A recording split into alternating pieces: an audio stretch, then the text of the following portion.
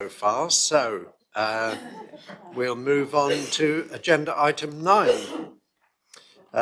This is planning application 241278 FUL, land adjacent to Upper Spilsby, Exeter Road, Ottery St Mary, pages 53 to 84 of your agenda pack. And Jill Himsworth, hello Jill, is going to present the report. Thank you very much, Chair. So this application before you is at Exeter Road, Ottery St Mary, and it's before Planning Committee as it represents a departure from the local plan. The proposal is for a standalone house, which is proposed under the exceptions, paragraph 84, under the National Planning Policy Framework. So in terms of the site location, it's just 2 miles west of Ottery St Mary and approximately 300 metres southeast of the A30. The site is this site in the centre of the screen, outlined in red, and it's approached along a lane to the north of the site, and the access is in the northeast corner. That's a more detailed photograph of the actual site. This is looking from the south of the site, and the site, you can just see there's a faint red line outlining the site there. It's surrounded by lots of mature beech and oak trees, some of which are protected by tree preservation orders, and the site is not subject to any landscape designations at all. So that's a very outlined block plan of the proposed site. The house is not quite as big as that block plan would lead you to believe. It's an L-shaped house with a porte cochere over the driveway. So the house is actually an L-shaped house. The site is very slightly sloping down towards the southeast, and bearing in mind the nice views, the house has been planned as a reverse level house, so there's bedrooms to the ground floor and then a large open plan living space to the first floor of the house. And it's been designed as a contemporary and minimalist country house, which is designed to integrate into the landscape through a series of planned views out into the landscape and from within the landscape back towards the house. And that's an image taken from the site looking out. You've got a very long range view of the sea and also out to Peak Hill at Sidmouth.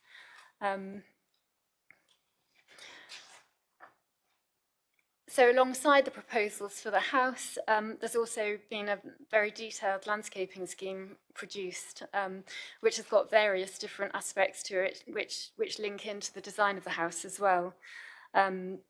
There's Devon orchards proposed, Devon hedge banks, lots of vegetable planting. So it's all very much picking up on the local distinctiveness, using locally distinctive trees and varieties of apples. And also water has been incorporated into this design, both as a design feature and also as a sustainability feature of the building.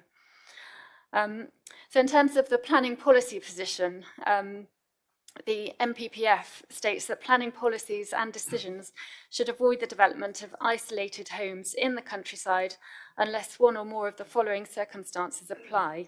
So paragraph 84E states that the design is of exceptional quality. So I'll come on to that shortly, but first just one of the other criteria of the policy is that the dwelling has to be isolated. And in terms of the isolation, there's been relevant case law about that, the Bramshill case. So although the site isn't completely isolated in that there are dwellings around it, it is isolated in that the site is not close to a settlement.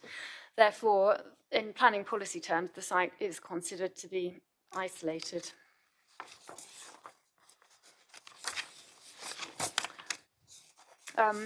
So going on to the design criteria that have to be met in order for the policy to be fulfilled, the NPPF states that the design is truly outstanding, reflecting the highest standards in architecture and would help to raise standards of design more generally in rural areas. and the design would significantly enhance its immediate setting and be sensitive to the defining characteristics of the local area. So the design has been presented to the local design review panel 3 times. So that's an independent panel that sits entirely separately from the council, which consists of a multidisciplinary panel of architects, landscape architects, ecologists, mechanical and electrical engineers. So they've reviewed the design 3 times, and the last occasion was in April 2024. And at the last panel, the design did conclude that the design was exceptional and of a good enough standard to meet the criteria of the National Planning Policy Framework Policy. So this is the ground floor of the dwelling. So as I said, water is a big theme that runs through the building. So the water collects on the roof, and this is the front door. It travels down chains, and then this water travels all the way through the hall of the building, and then this carries on into the landscape design. And then there's also a reflecting pool along the south elevation of the building, which these buildings look out onto. So this helps with privacy. It creates a calming environment within the house. It connects the site with nature. And in terms of the construction of the building, the ground floor is constructed of hemp, which is a low carbon material similar to cob, but slightly different, which I'll come on to later. And the ground floor elevation facing south is concertinaed, and that also ties in with the landscaping design for the site. So this is the first floor for the scheme, which in contrast to the ground floor and its relatively solid walls, this is conceived as more of a lightweight timber pavilion. So this will be constructed of glass and Devon oak, and the oak continues not only through the external elevations, but also into the interior of the scheme as well. And the design of the baffle on the outside, you can see that the oak columns are quite irregularly spaced, and that is intentional as a means of reducing the traffic noise from the A30. So we've got a series of photo renders of the building. So this is a view from the entrance. And you can see the ground floor walls. So the hemp walls would be finished in a hand-floated lime render. And then you've got the Devon oak frame above. So the colours very much reflect the site context. They're very natural. And there you can see the reflecting pool. So you've got the ground floor bedrooms that look out onto the pool. So you'd have the reflections on the exterior and coming into the interior of the building. And then that's an image coming up to the drive. So from the drive from the northeast, vehicles would go into the porte cochere, which is a kind of, it's not covered, but it's a kind of enclosed parking area at the rear of the house, which is also landscaped, and it's got trees inside it, so it's very much an external space. So there's just some detailed images of the this image on the right-hand side is the ground floor of the building with the lime-rendered walls looking out onto the reflecting pools, and then also the kind of the effect of those pools on the lighting on the interior. So it's a very calming space.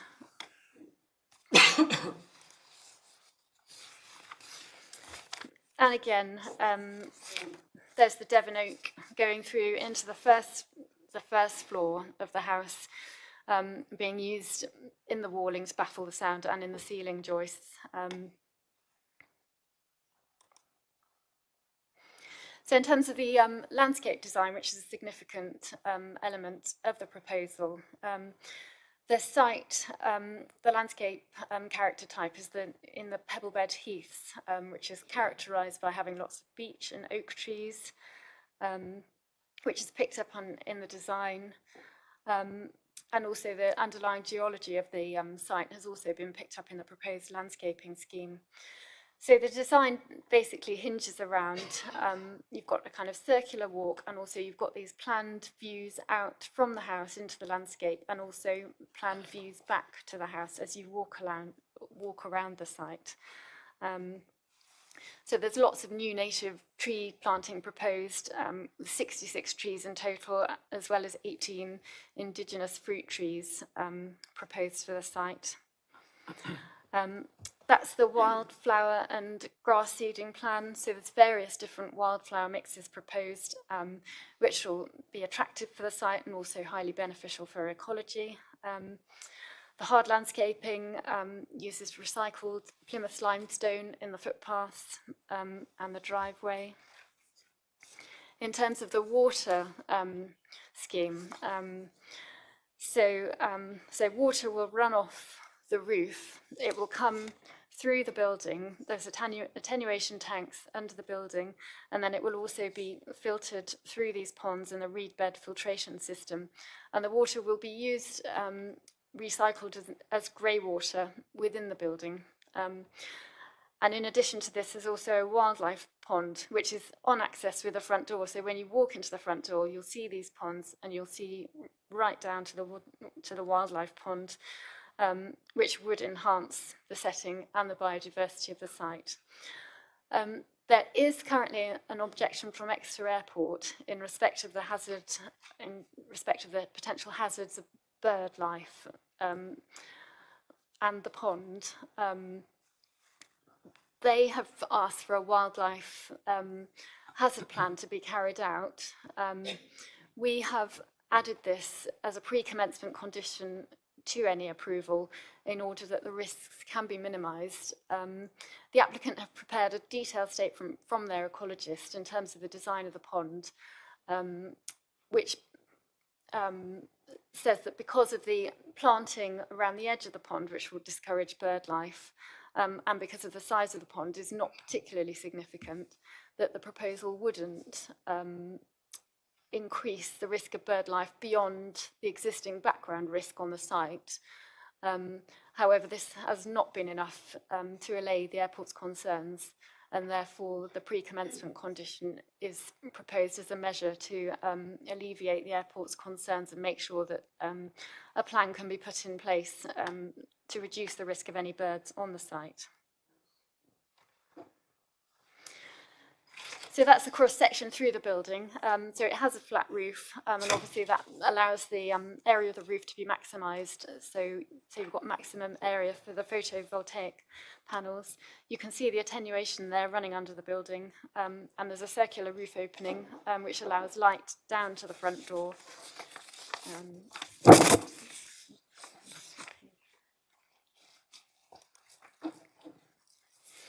And then just running through a series of elevations. So that's the entrance elevation. So you drive under here, and there's parking in the garage.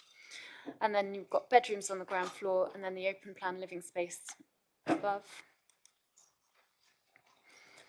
Again, the south elevation. So you've got this concertinaed south elevation, which frames the views out into the surrounding landscape.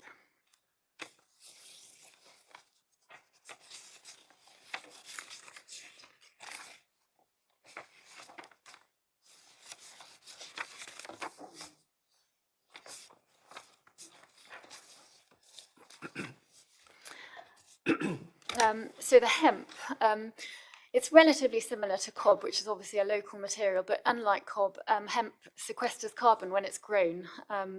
So that helps to make sure the building would be carbon neutral. And then the hemp is mixed with hydraulic lime, and there's various different construction methods. The building would also use low carbon concrete, and the oak for the framing would be locally grown, and all of this would be controlled by condition to ensure the finished quality of the building and that it is locally distinctive. The house will be designed to passive house standards, which means it will have high levels of air tightness and low thermal bridging. The house will use a wastewater heat recovery system, so any wastewater from shower water or bath water will be recycled in the house. It will use a mechanical ventilation and heat recovery system, so any waste heat that you would normally lose through bathroom vents and cooking vents, you won't lose that heat, it will go straight back into the house. There will be a ground source heat pump, so that's different from an air source heat pump in that it's embedded in the landscape and uses the ground as a heat source.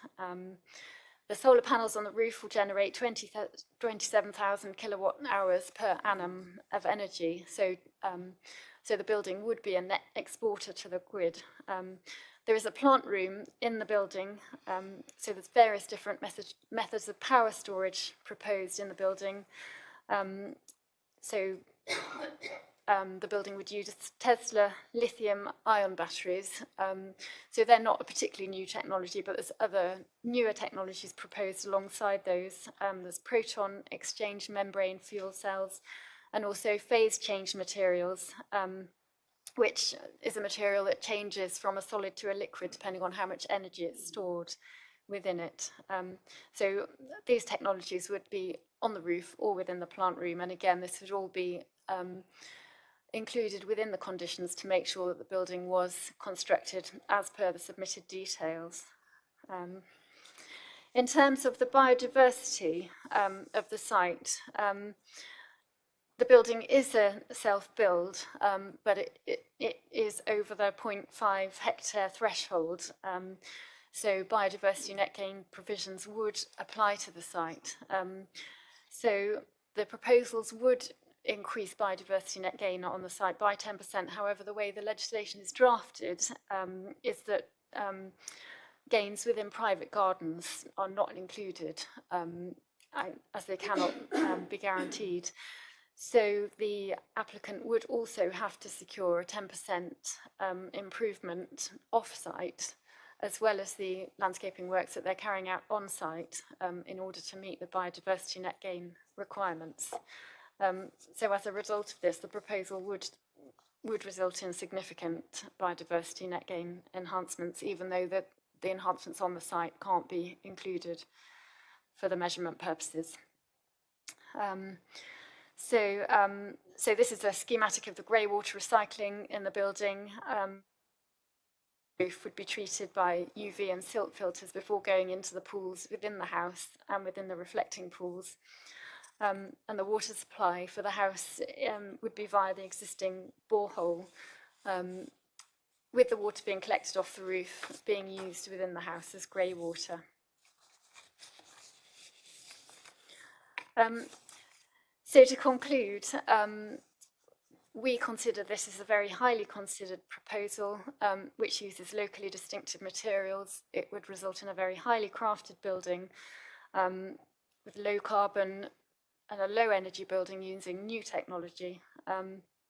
It would result in a high quality contemporary country dwelling grounded in its setting, which would enhance the site. And with the recommended conditions in place, the proposal is recommended for approval.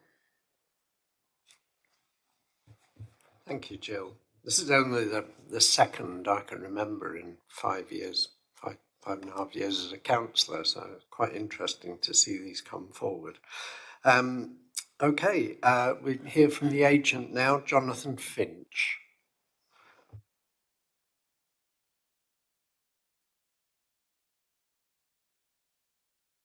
Oh, could you switch the microphone on? There we go. And you have 3 minutes. Hi. Good morning. I'm Jonathan Finch. I've been the planning consultant throughout this project, and I speak today on behalf of the applicants.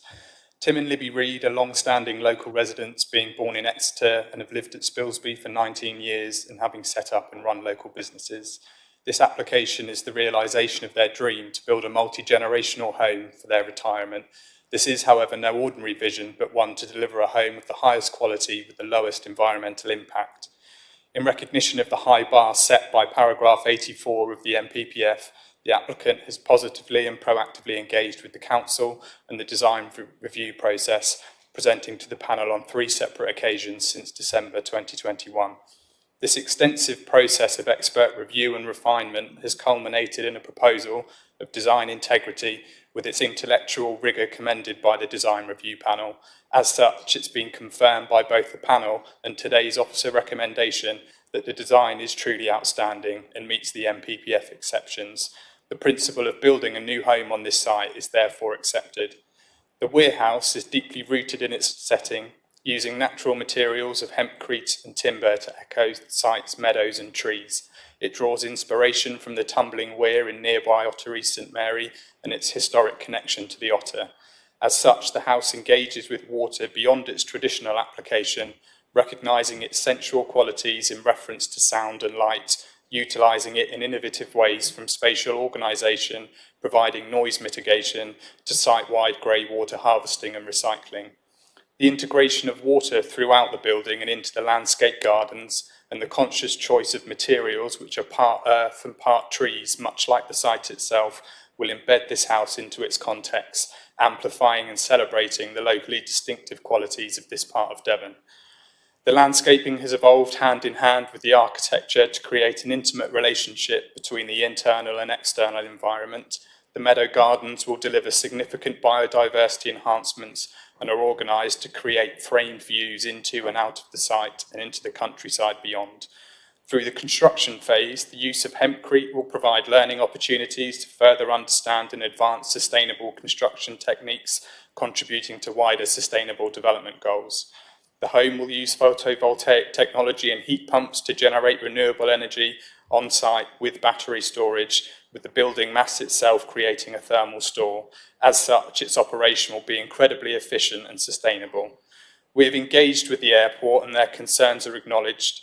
The applicant has agreed to provide the requested wildlife management plan prior to commencement by way of condition to ensure any risk is fully mitigated to their satisfaction. In summary, the proposed development has been informed by a rigorous and comprehensive understanding of the site's context and defining characteristics, and is grounded in the principles of delivering a new dwelling of exceptional quality that is truly outstanding and reflects the highest standards in architecture. Finally, both the applicant and the wider project team would like to thank officers for their positive engagement from the outset and throughout the lengthy design development and determination process to help achieve this. We welcome the panel's consideration of these proposals. Thank you. Thank you very much. Okay, I think we're, oh yes, ward member. Vicky Johns, please. And you've got 5 minutes, Vicky.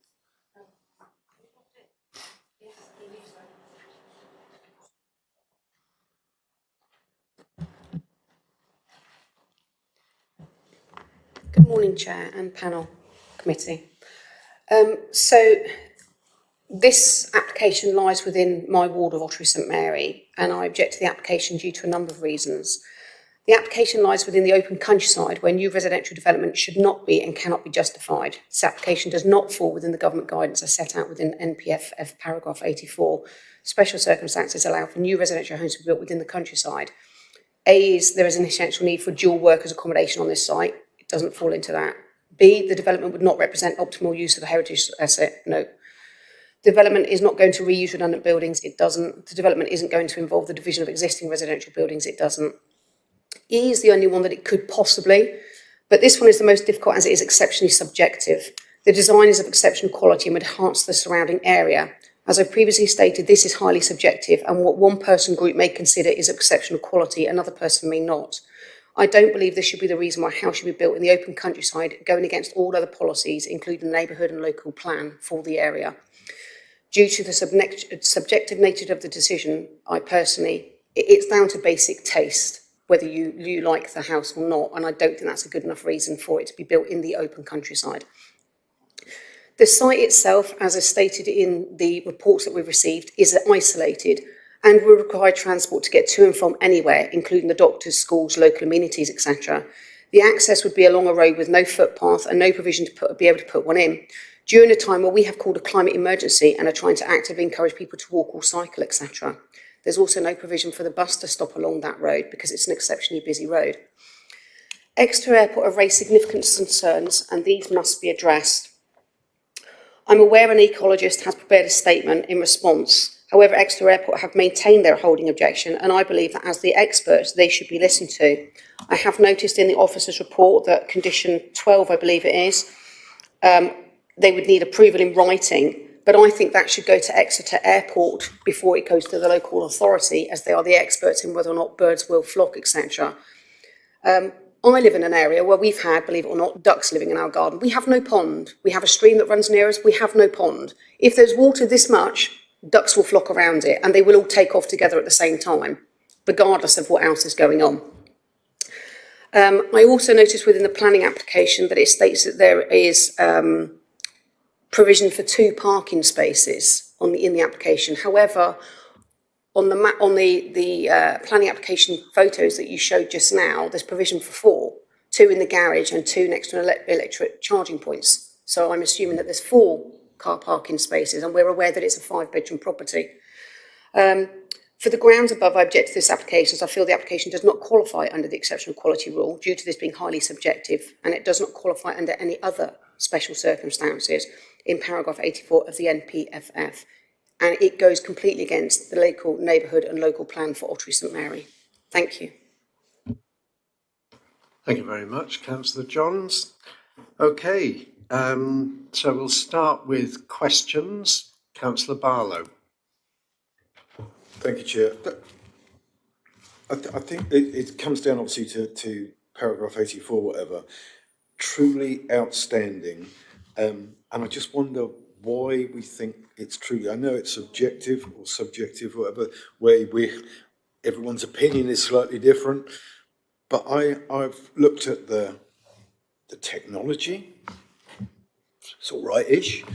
Hempcrete, yes, but again, all right-ish. The amount of carbon that will be used to build it will not be outweighed by what we're doing there. I went out to the site. I didn't go on the site, but I looked at the site. It's very noisy out there. I don't think, the views, again, they're nice views, but they're not outstanding, truly outstanding views. And I just felt that, really, is this the best we can do for truly outstanding? I didn't find it.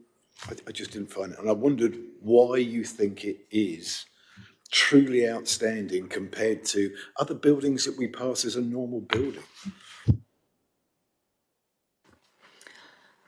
Do we have any more questions just before I ask officers to respond? Councillor Anne Hall. Thank you, Chair. One question, how large is that pond? Because all the finer detail we cannot focus in on. It's also blurred. You can't look at the planting schemes, nothing. So we really haven't got full information there because you just can't zoom in on it. But how large is that pond? Thank you. I thought there were some figures in the report for that, but I'll let officers deal with that one because they've got better knowledge of it than I have. Any other questions? Councillor Faithful first, and then Councillor Rapp. Thank you, Chair. This field, is it still, as far as I can see, it's agricultural land. Is there any reason why it would be anything other than agricultural land? Okay, and Councillor Ragg. Yeah, reflecting pools. I thought all pools were reflecting. They will reflect light. What's? Could somebody clarify what a reflecting pool is, please? Okay. Oh, Councillor Anne Hall. Sorry, just one quick question with regard to the solar panels. They were saying that they can export, but have they actually contacted National Grid to get permission to export, and at what rate? Thank you. Okay, I wouldn't have thought the level at which they're exporting would cause National Grid any issues, given that they're using battery storage. This is not a large solar farm, this is just... Even domestic, you can be capped to just 3.68, your normal small inverter size. This is a passive house which won't be using a lot of electric when it's generating in the summer. So, yeah, your batteries will fill up quickly, but where does that surplus go? And that was one of the things it would be helping with the eco side of things for actually exporting. But you've got to have that permission to export, because you cannot, at times, they cannot accept it because of the locality of the area. All right, well, we'll hope somebody can answer that question. Okay, little list of questions there for the officers. Councillor Jenny Brown, one more. Yeah, it's showing, is the roof see-through, or are we just looking at part of the building that is like a wraparound veranda? I'm not too sure on that bit, I can see through the roof. No, some of the illustrations are a bit confusing, but yeah, I'll let officers answer that one. I think I've got a handle on that, but I'll let them answer.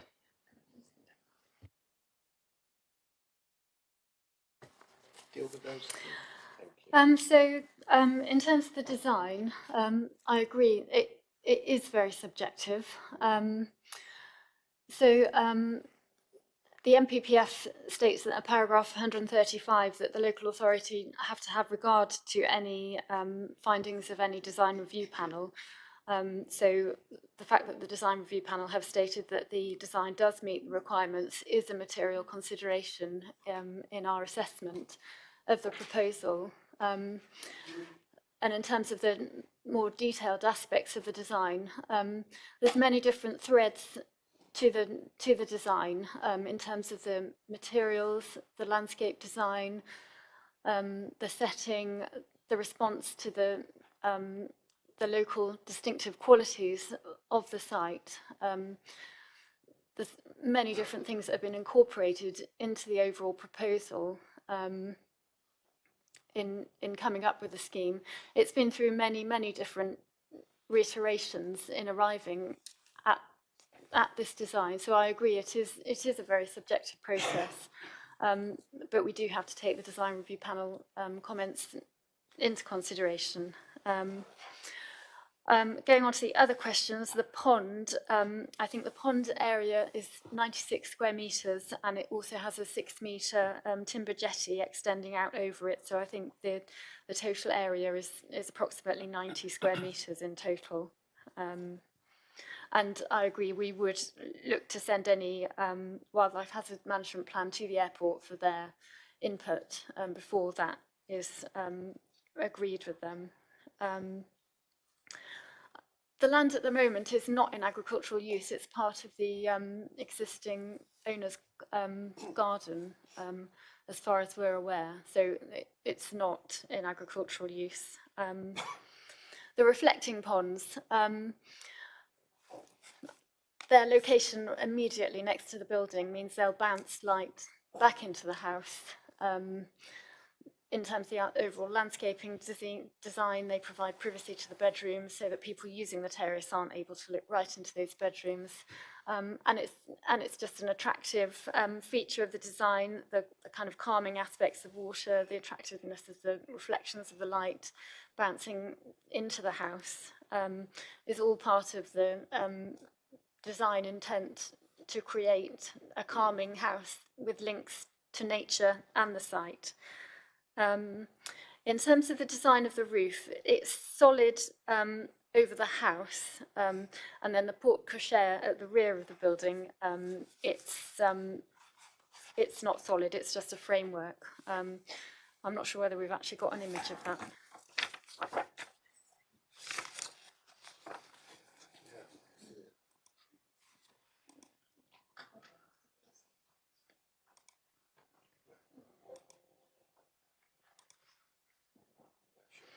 Yeah, so I think this one shows it quite well.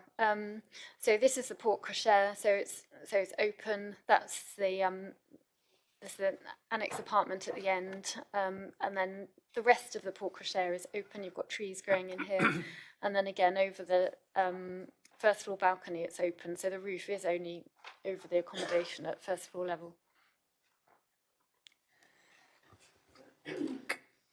Chair, if you don't mind, if I've just to clarify, because I could see some people looking in potentially at the NPPF when Ms Hemsworth was talking about the NPPF reference. The para is 138, not 135. And what it says in paragraph 138 is that local planning authorities should ensure they have access to and make appropriate use of tools and processes for assessing and improving the design of development. It goes on to say, for assessing proposals, there's a range of tools, including workshops, to engage the local community, design, advice and review arrangements and assessment frameworks such as the Building for a Healthy Life. And then it goes on to say, in assessing applications, local planning authorities should have regard to the outcome from these processes, including any recommendations made by design review panels. So that is something that we do need to take into account. And I think that is reflecting the fact that I think there is a general acknowledgement that design is always going to be subjective. What one person finds beautiful, another person may not. And that's why there is the recommendation to use a design review panel to get an informed view of appropriately qualified people. So we do need to have regard to the fact that they have concluded that in their view, this proposal does meet those very high standards set out in paragraph 84 of the NPPF, which would allow a dwelling in the countryside under those exceptional circumstances. Sorry, Chair, can I just come back on that point? Just before we do, have we answered the question about whether there's adequate or whether National Grid has been contacted with regard to the additional? I'm not able to answer that question. I don't know whether the planning consultant could answer that for us.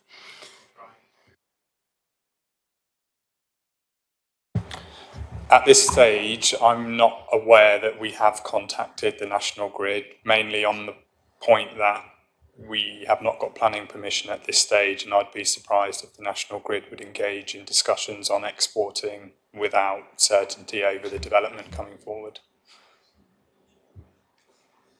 Is that okay? Okay, thank you. Yeah, thanks. Okay, further questions? Yes. Just about this design. So the second part of E in 84, whatever it was, that the house would significantly enhance its immediate setting and be sensitive to the defining characters of the local area. Are we saying that we are taking the people, these design thing? And again, I've read through the plans, whatever, on the application, where we've gone to these design people. And obviously they've gone back several times. There's two lots in there where they've said, well, it isn't, and you need to change X, Y, and Z, and they kept going backwards and forwards and backwards and forwards. But I can't see anyone in there that actually says, yeah, this is wonderful, and it's brilliant, and all the rest of it. There seem to be more questions in there of what the problems are with it, but maybe I just haven't seen the right thing. But certainly, are you saying that this design company has also said that it would significantly enhance its immediate setting? Yes, they have. On the last visit to the panel, which was in April of this year, the panel did respond and say that the design met the criteria, and that is included within the planning submission. Okay, so yeah, I mean, I agree. The appearance of the building is subjective, and it doesn't particularly appeal to me, although I can see that that is a question of taste. I find contemporary buildings don't always appeal to me, but then contemporary buildings in 50 years, 100 years time will no longer be contemporary, will they? And maybe the way all are built. But I think we have to bear in mind the other features of the construction, the passive house standard, the use of solar, grey water. There's lots of things here we'd love to see on all houses, and that is often where they're looking for local examples, so we can point to and say, well, you need to go and have a look at that house. Not that all houses are going to be built that way, because the cost of this I just cannot begin to imagine. But that's not our concern. But I think we do have to consider aspects of the design which are not necessarily subjective. That there are features there that are unquestionably environmental or otherwise challenging, new and different, that you can't argue about. But I agree, the appearance of the building, that is subjective. But there's no doubt it's a contemporary design, and it's, to my mind, quite an interesting one. And I think even the illustrations don't always give an idea of what it'll look like in the context. Do we have, any further questions? So we're still on questions, Peter. Thank you, Chair. Well, we can't say no to loss of a view. Is there any reason why we should give planning permission for gaining one?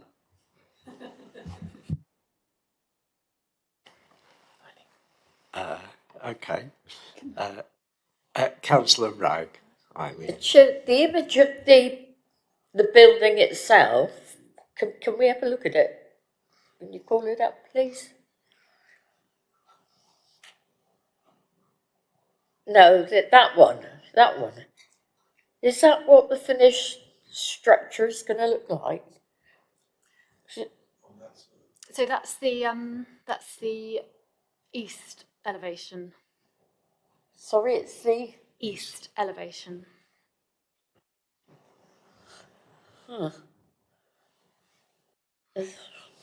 think what these images don't show, unfortunately, is the landscape design integrated into the overall site. I think in terms of the rendering of the images, they just show the building, and obviously the building would be sat in a much more green landscape setting than these images convey. Because I'm just looking through, you can see the sky through the timber struts. I don't see the point of it. It's the design is to create a contemporary country house, and so the scale of the kind of entrance at the rear of the dwelling, it's a porte cochere, kind of covered, well, it's not covered, entranceway, which the design review panel felt gave the building an appropriate scale for its setting. So it just wraps around and continues the materials around the site.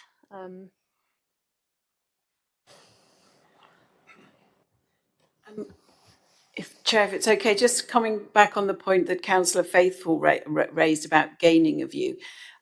When you think of historic country homes, the majority of them will have been designed in their landscape setting, often with things like ha-ha features leading out, focusing on distant, beautiful views, and that's very much part of the setting and the context of what makes those historic country homes special. And so that is part of the thought process, the design process of this building, is not just to set it within its, the immediate, that red line boundary, but looking at how it sits within the wider landscape. And those outward views are part of what is important or can be important in the overall design concept, as I said, as demonstrated in many historic houses that we've all been to see with National Trust properties, etc. Okay. Right. Any further questions before we go into debate? Okay. Well, let's move to debate. Councillor Hall. Sorry. Still got. Oh, it's Eileen. Eileen. Sorry? Turn the mic Oh, off. sorry. Sorry, it was just one quick question about the main road. I know that road is horrendously noisy. Even I live 2 miles away from it. And that was, when it went in, it was disturbing. What are the decibels actually outside in the garden? Or in that field as it is at the moment? Because that, if you're saying it's about setting, if it was in a setting elsewhere without that noise, I can see it ticking more boxes. But because it is where it is, right beside that main road, I really consider a very limiting use of that outside part. And how much does, and also what's the noise level inside with the wooden baffles to try and absorb that noise? Thank you.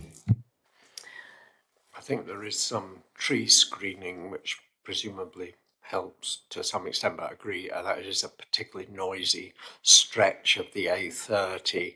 And I know people who've lived much further away who've complained about the noise levels. So I suppose our concern is for the amenity of the occupants, particularly when they're using the outside space, which presumably they would want. Indeed, and people, when it was put in, actually were given compensation 2 miles away from that road. Yeah. So the design of the building is orientated with the living spaces placed away from the road, looking out away from it. Environmental health have not raised any objections to the site in respect of the noise. So we haven't, no formal undertaking of the actual noise assessment has been carried out. The applicants live closer to the road than this house is, so they are familiar with the noise effects from the road. I think having spoken to people who live close to roads, they tell me that they just don't notice it after a while. I rejected one house that I was thinking of buying because of the noise from the M5, and that was about a mile away. So I can understand that, but people in Topsham tell me that they just don't hear the M5 after a while. So people do get used. Councillor Brian Bailey, did I see a hand up there? Sure. My question is, this is in the open countryside. How far is it? It's a multi-generational house, which would imply there'll be children in there, which is fine. How do they get to school? Is it within walking distance of Ottery and school and various facilities? I think it's And are there 2 footpaths? miles. 'Cause I'm not familiar with the area, so I want to ask the question. It's 2 miles from West Hill. I don't think it is. I mean, I would say that's cyclable. I don't know. No footpaths along there. Do we know if there's any footpaths? So that in my would make it unsustainable, because we're supposed to be encouraging active travel. I would agree, but this is not in a sustainable location. It is, and we're not suggesting that it is. However, the NPPF makes very specific provision. So this is a site where we would not normally approve a new dwelling because it's an unsustainable location in the countryside. However, the NPPF says that if, as you've heard mention, a dwelling is brought forward that is of outstanding architectural value, then there is provisions for it to be permitted. So the issue of whether it's sustainable isn't part of the assessment today. What members need to consider is whether they think that the design of this building is of exceptional quality, in that it's truly outstanding, reflecting the highest standards in architecture, would help to raise standards of design more generally in rural areas, and would significantly enhance its immediate setting and be sensitive to the defining characteristics of the area. That's the question that members need to be considering in terms of whether or not they feel that they want to support the officer recommendation for approval. May I Just use the microphone, Brian, please. Yeah. I understand what you've just said. However, in general terms, this, you said yourself, would be deemed unsustainable. So because a group of architects have decided that what a wonderful building is, that's their idea of things. It's probably not ours. I'm not saying maybe, it may not be. But because they think it's a wonderful building, therefore the aspect of not being sustainable is thrown out of the window. That doesn't make any sense at all. We're following the policy guidance set out in the National Planning Policy Framework, which is very clear, and this is in situations where this is specifically for considering proposals in isolated homes in the countryside. So I think it's a given that it's not going to be a sustainable location if it's an isolated home in the countryside. It is that issue that we need to consider. And in terms of what weight we give to this external body, this design review that have made this, they've come to the conclusion after sort of nearly 3 years of ongoing debate, they have concluded that it does meet those requirements of being truly outstanding. And the NPPF does say that we need to give weight to the outcome of those design review panels. Are we, Okay, Ian. are we in debate now, Chair? As far as I know, we're still on questions. When we're in debate, I'm ready to debate, Chair. Okay, there's no further questions then. We'll move into debate. Fire away. Thank you, Chair. I think it's interesting that again, look, I've looked through, I can only find 2 things from the design panel there, and both of them are lots of questions. But one of them was from 21, even though it was only put on to the portal in this year, June. So anyway, but the ones I can see, it's very much backwards and forwards. It's not, but obviously you're saying the last one that came through that I can't find says it is. But obviously the reason that they're saying this is exceptional is mainly due to the carbon savings, the passive house, the battery storage, the solar, and the rest of it, which is saving carbon. But at the same time, this isn't outstanding. So the views from it are all right, but not what I would call. It's not you said about the ha-has and the old houses of the old days that were done spectacularly. Capability Brown built gardens around the views, whatever. This isn't that. There is very distant views of the sea. And if the trees grow anymore, you are not going to see a lot of it anyway. Certainly the setting for peace and quiet, I went up there, as I said, stood at the back of it and looked across it. It's noisy. The people that live nearby might be used to that, but we must look at the future people that might want to live here. So, from my point of view, I don't think that would be a peaceful place to live. And certainly you're not going to change that by a few bits of wood carefully angled, I don't think. Not that amount of noise, because I was stood in among trees and I could still really hear it. Also, it's an upside down house. And again, this is an area that has got a lot of trees around it. And because it's upside down, light at night that would normally be spilling out and it's going to be up in the trees where the bats fly around or the rest of it. And I just wonder if that's more dangerous, more damaging for the wildlife, etc. Certainly, it's on the path for the extra airport, so again, more noise. And again, the second part, and I said it before, the second part of this design quality would significantly enhance the immediate setting and be sensitive to the defining characteristics of the area. It isn't. It doesn't matter what anyone says. You can't say that a green field that's surrounded by trees is enhanced in any way by that. I'm sorry, but there isn't anything. No one could tell me that an expert can tell me that enhances the natural beauty of an area. So I think it fails on that. Whether it's truly outstanding, again, I would love to argue with the designers on whether it's true, but I can't do that because they're not here. And I can't read their final thing. I haven't seen it. So I, for one, could not support this just on the things that I don't believe it is. It is subjective, and I would happily argue with a designer, although I might agree that the bits in the building are great. Some of them might be truly outstanding, some bits of it, but I don't think there is enough there that would overall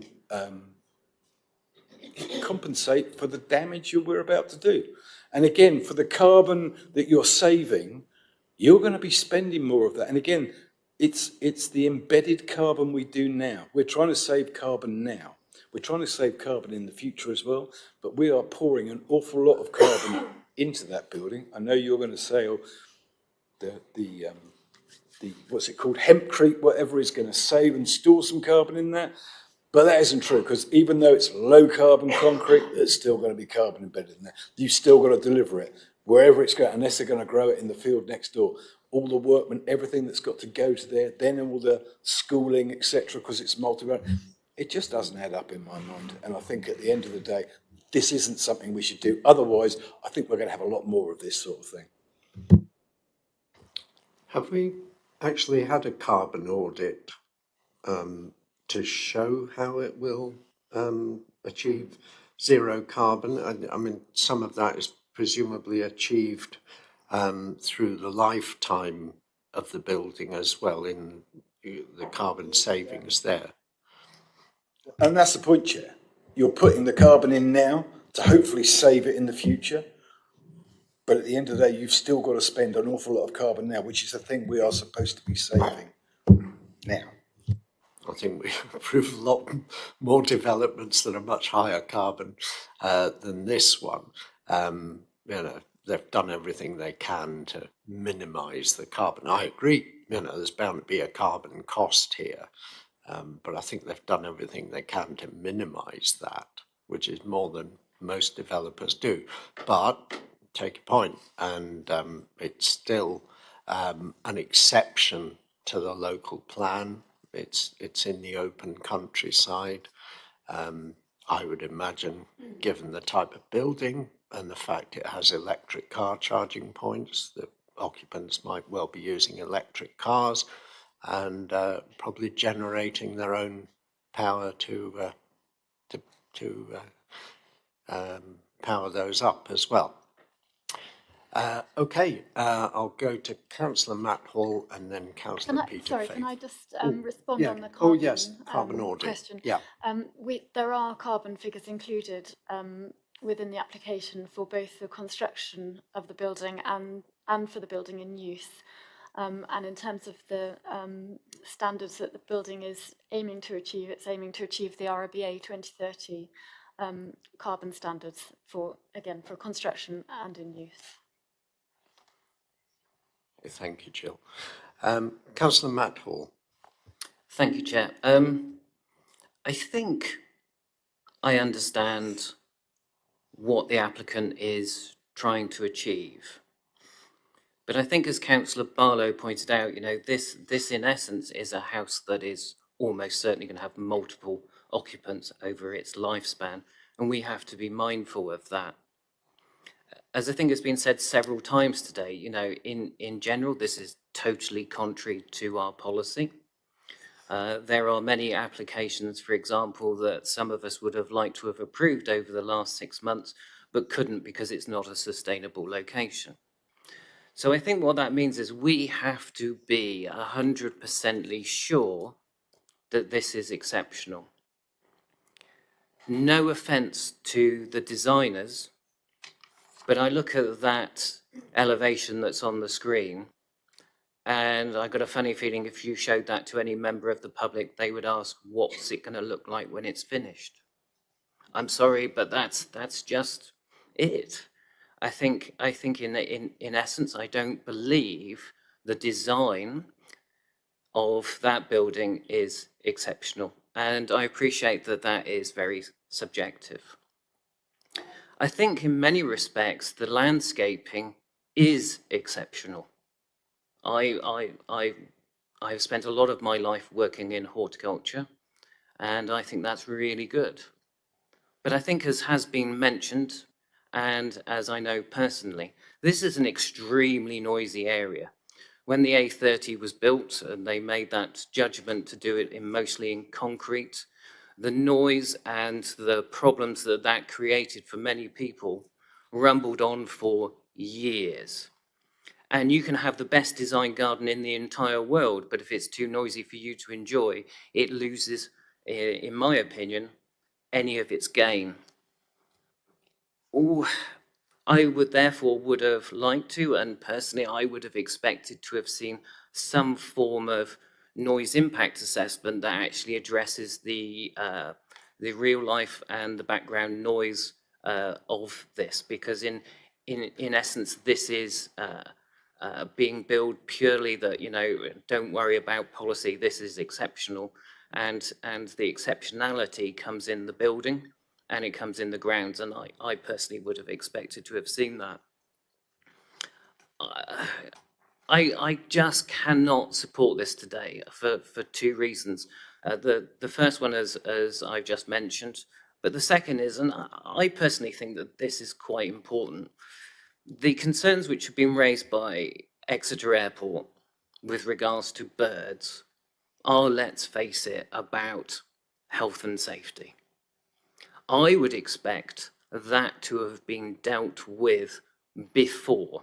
I would not expect that to be conditioned or any pre-commencements, because in essence, to potentially satisfy the airport could lead to quite a dramatic change in the landscaping design.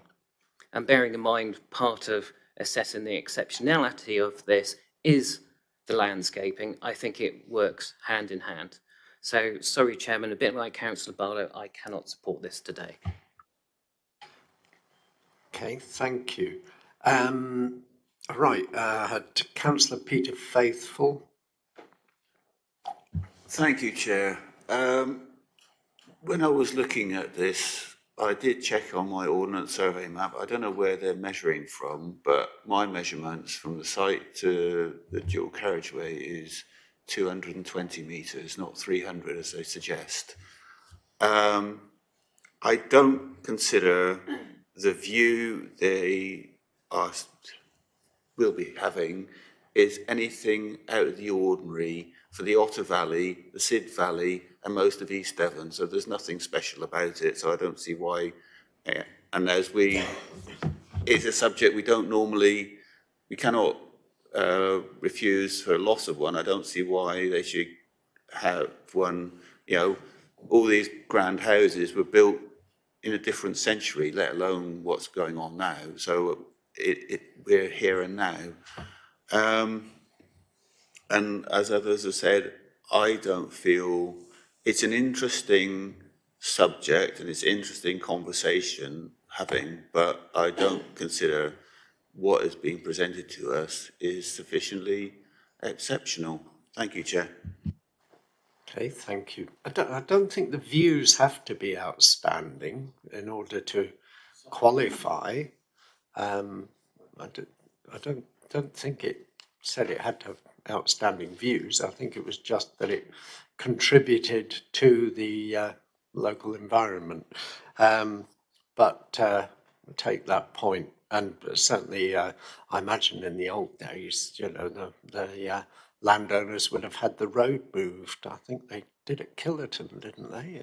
Got the road moved. They certainly, so some of them, did achieve extraordinary things in order to preserve their views. Councillor Brian Bailey. Thank you very much, Chair. I've been sitting here looking at this building, and suddenly the coin dropped in my mind. Where have I seen this building before? Every time I visit my youngest granddaughter, who's just 10, and she's been building buildings like this for years. It's Lego. And that's what it is. It's exactly the same as a child will build out of Lego. No offence to the architect, but that is how it comes over to me. And I've tried to absorb the alleged good points, and I can't see any. So I'm afraid that I can't support it, Chair. Thank you very much. Okay, we'll just remind you that the design review panel did not take that view, but I agree. A lot of contemporary homes do reference Lego, I would say. Councillor Eileen Wragg. Yeah, Chair, thank you. This reminds me of Hans Christian Andersen and the Emperor's Clothes. I can't see any architectural merit in that. I'm sure it's a passive house, it would be environmentally very friendly. Certain, after 3 years, an awful lot of thought and consideration has gone into it. But it seems that if you come up with something like this, it's a reason for a departure from the local plan. I share the board members' concerns on that. And to me, it does nothing at all from a design point of view. Although it probably is sustainable within its own setting. But sustainability has been mentioned, and that's another concern I would have. I don't feel I can support this. I've been struggling with it to find some merit, and apart from the passive house principle, and maybe the landscaping, I can't find anything that would make me want to support this. Okay, thank you. Any further speakers before we ask for a proposal? Councillor Bloxham. Thank you. I'm going to be completely opposite to everybody else because I'm a fan of contemporary architecture. So I can see no issues with it at all. I think the design, I agree with the design review panel. I could happily live there myself looking at that. Having said that, when I read the report, the concern that stood out to me as Councillor Matt Hall was the airport's concerns, and I don't understand why that report was not provided before. So I'm still sort of hovering about where I am on it because of the airport concerns. Thank you. Okay, thank you. Yeah, I mean, I can see even a small wildlife pond could attract a heron, for instance, which could then fly up. They often fly quite high. So that could increase the risk of bird strike. I'd have thought if they got rid of that pond, actually the wildlife pond, it might be a better idea because nothing's going to be attracted to those reflecting pools. They're not going to be attractive to wildlife, but I can see that might be. Councillor Haggerty. Thank you, Chair. Again, I'm going to be a second one to do it. Sorry, I like it. I would live there. However, it's not one I can support. I do believe the people have done a lot of work on it for where it is and sustainability, and walking and things like that. I believe they could have an electric car because obviously there's going to be electric points in it. My biggest disappointment in it is exactly the same as Councillor Hall. Before it come to council, this airport report should have been done so we can look at this and have a proper consideration. For that reason alone, I couldn't support it today. Okay, thank you. Councillor Barlow. If you're ready to make a proposal, Chair, I would say that we do not support this because we don't believe that this design is of and again, I just want to say, I like the design. I just don't think it is truly exceptional. I don't think it meets the criteria for the NPPF 84 that this would, first of all, I don't think it's truly outstanding. And I don't think it would significantly enhance its immediate setting. And then also the health and safety issues of the airport. I don't know what we could use as a reason for that, but I'm sure the officers will know what they might be able to pin that to. And also, I don't know if there's anything on noise, because again, to me, quiet enjoyment is part of, as Councillor Hall said, part of the enjoyment of a garden in your property is to have peace and quiet. The people that live there now might be used to it, but in the future, this is going to be a really expensive house. And what you're saying, if this is so exceptional, who are they going to sell it to in the future? Where is the future of this house for someone to truly enjoy it? Anyway, that's what I propose. Okay, so you're proposing refusal. Yeah. Just a check. Can I have a seconder then? Councillor Brian Bailey? You're you're seconding? Yes, please, Chair. Okay. The reasons that I quoted earlier, Chair, not particularly the labour ones, the sustainability or the lack of it. Yeah, the location. Yes. Yeah. Okay, so, probably got location, amenity of the residents. The fact it's in an unsustainable location, I think Councillor Bailey raised that one. We don't feel the design is sufficiently distinctive. Okay, so we have a proposer and seconder, and proposing refusal. Are officers happy with those recommendations? I mean, is that enough? Those reasons for refusal. Mrs. Ormsby scribbling away here, so they're just writing down. Does anybody, I mean, we don't need to pile in too many, but are there any other overriding reasons for refusal that you'd like to add? Councillor Haggerty. Health and safety re the airport, Chair. Yeah. Although that one is conditioned. I mean, that was covered by condition. That the management plan had to be submitted, and I think run past the airport as well, wasn't it? Okay. So, are you happy with those? Yes. Well, probably not happy, but So, well, I understand what the reasons, I believe I understand what the reasons are. I mean, effectively, it's an unsustainable location of development within the countryside, which would result in an increased need to travel by private car to access facilities. And it is not justified by paragraph 138 of the paragraph 84 of the NPPF as having regard to this wording needs refining, but having regard to the design and the noise levels within the site, the development is not truly outstanding, does not reflect the highest standards of architecture, would not help to raise standards of design, and would not significantly enhance its immediate setting. So effectively, the fact that you don't believe it meets the criteria, but I suppose my question is, do you believe it doesn't meet any of the criteria in paragraph 84, or all of them that I've set out? So because obviously these would be issues which would be discussed at an appeal if one is lodged.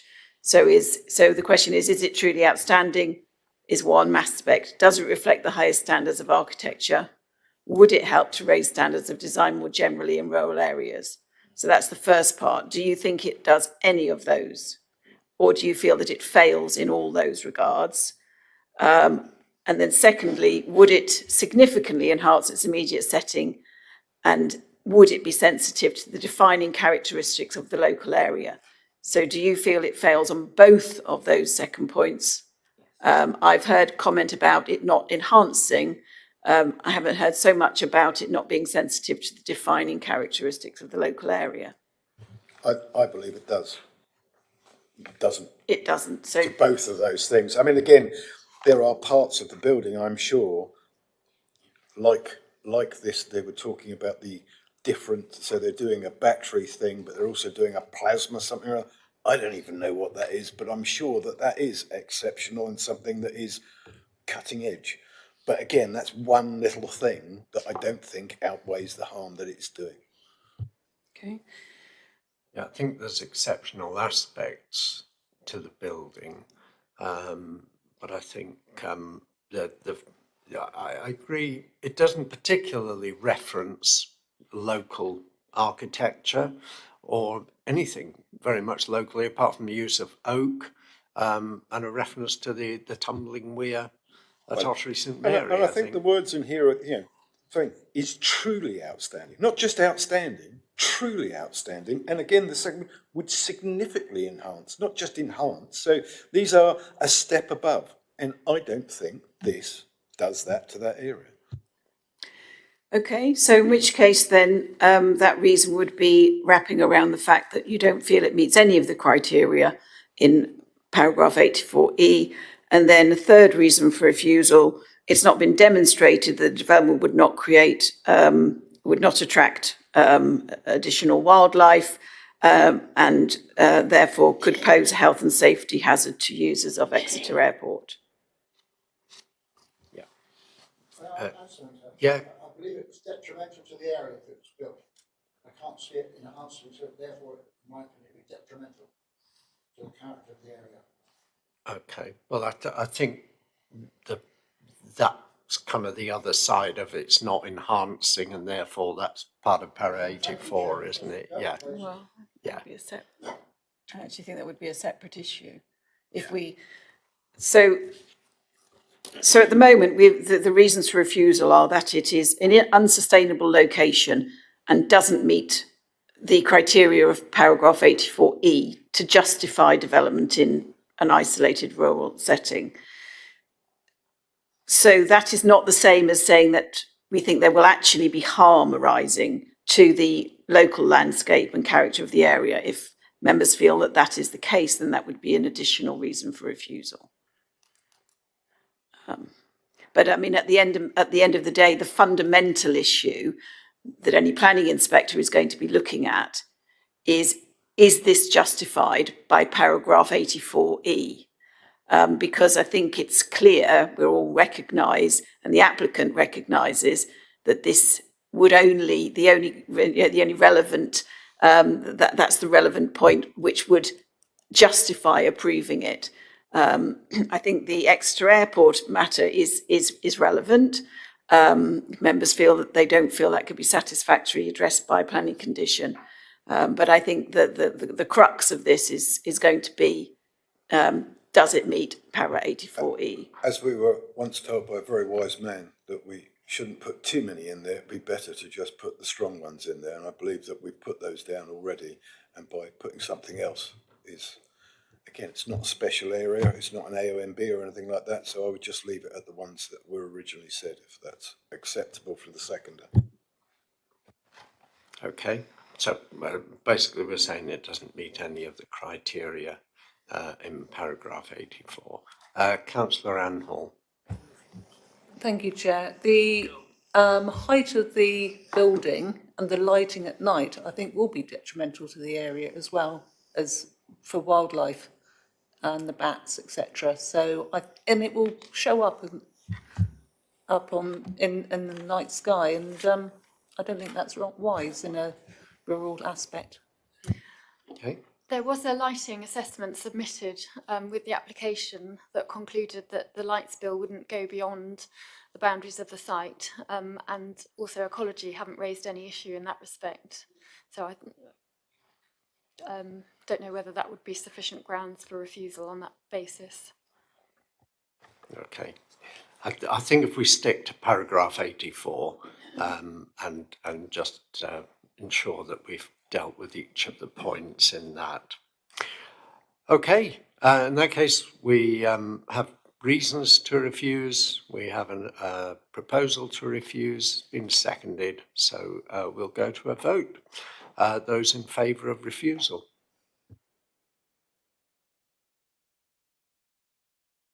Okay, those against?